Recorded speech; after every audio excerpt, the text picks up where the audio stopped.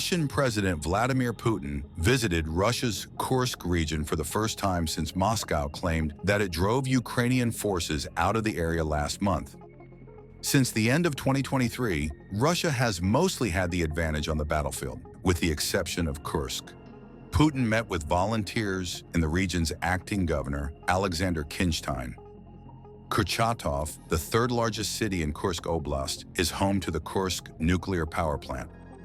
During the visit, the Russian president accused Ukrainian forces of destroying Soviet World War II memorials in the region, calling them people with neo-Nazi views. Even in an idiot contest, they'd only managed to win second place. Why? Because they're idiots, Putin said of Ukrainian soldiers. By doing what they do, they show who they really are. I've been wanting to come by and talk to you about your work, to thank you for what you do, to learn more about how everything is organized, and to ask the natural questions that come up in such situations. What else can be done to help and support you? We're facing one problem. Whenever we seal up the thermal envelope somewhere, unfortunately, the Ukrainian forces start shelling that spot again, apparently, because they see us working there. We finish the repairs, and literally 2 or 3 days later, it gets hit again beyond repair. This has already happened with several houses in the Donetsk district, and even with some monuments. This is about the airplane in the Belgorod district. You'd think there's nothing left to destroy, but after we arrived and helped out there, it was struck again. We don't understand it, but it's okay. We'll keep working. They won't stop us. I see. It's clear who we're fighting against. Right? If they're directly destroying World War II monuments, understood? This gives us every reason to say that these are people with a neo-Nazi ideology. What else could it be? How else are we supposed to interpret this? That's exactly what it is. And even then, they only took second place in the idiot contest. Why? Because they keep doing what they do. They're showing exactly who they are. Since August 6th, when it all started, I went to the warehouses. At first, I honestly thought that with school starting on September 1st, I wouldn't be able to do it. But I got so involved that now I just can't leave it behind. Besides going out with the rapid response team, I'm also involved at the humanitarian warehouse in Dery Glazovo, helping to assemble food packages. So I try to participate as actively as possible in everything, to help whenever our assistance is needed. What about your family? I live with my mom. What's her name? Pass the transmission. No, I'm serious. No irony. What is family? Hello? I'm not serious about the big show. Without irony, there won't be much that family. It's from our mothers that each of us receives our upbringing, and yours as well. We had a case like this from the Glushkovsky district. We were transporting a grandmother who was 102 years old, along with her daughter, who was 86. We were taking them to the city of Zheleznogorsk, to their relatives. Unfortunately, the grandmother was bedridden, in poor condition, really, on the edge between life and death. Honestly, we thought we might not make it in time, but we did manage to get her to her relatives. Everything turned out well. After that incident, I made a decision. I signed a contract with the Grom Cascade unit. And up until May 15th, I served as the senior UAV crew operator in the Bryansk direction. Well, on May 15th, the contract ended and I arrived in Kostroma. Now I'm thinking about what to do next. Extend the contract. Got bored. It really did get boring. And then I got a call. I needed to report to the Kursk region again. And I was immediately happy because acclimating in Kostroma was awful. The conditions here are somehow much nicer today.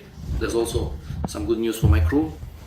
We were working in the direction of Shostka, Grudka, and sometimes covering the area near Krupets, Narinsk, the road to the Kursk region. And today my crew, the guys reported that in the settlement of Shostka, enemy personnel were hit by Iskanders.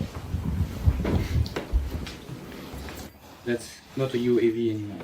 It's not a UAV, but we started reconnaissance, because I'm glad that the work from March and April was moved there. Yes. Well, they're also trying to move toward our border. Of course. Already? Well, that's a separate topic. Site chef Denis, originally from Kyrgyzstan, living in Kursk region. From Kyrgyzstan? Yes, I'm originally from Kyrgyzstan. I live in the Kursk region. I'm a combat veteran. I took part in the railway order. I'm the head of the combat brotherhood of the Kurchatov district, city of Kurchatov. And at the same time, I'm also the commander of the territorial defense of Kurchatov. That's it. We have been and are still engaged in this. We started back in 2020 with fortification structures. We were involved in helping to build them. That's great. No one faulted. Everyone is working. Now, the clergy of almost all our traditional faiths are, in the truest sense of the word, at their posts. They are on the front line of combat, and I repeat, from all faiths. And they are providing assistance to people in the rear, and then there are the combat operations. And this help is in extremely high demand, because the most important key to any success, especially in difficult times and in the context of combat operations, is a person's inner composure and their readiness to take the actions that their homeland expects from them.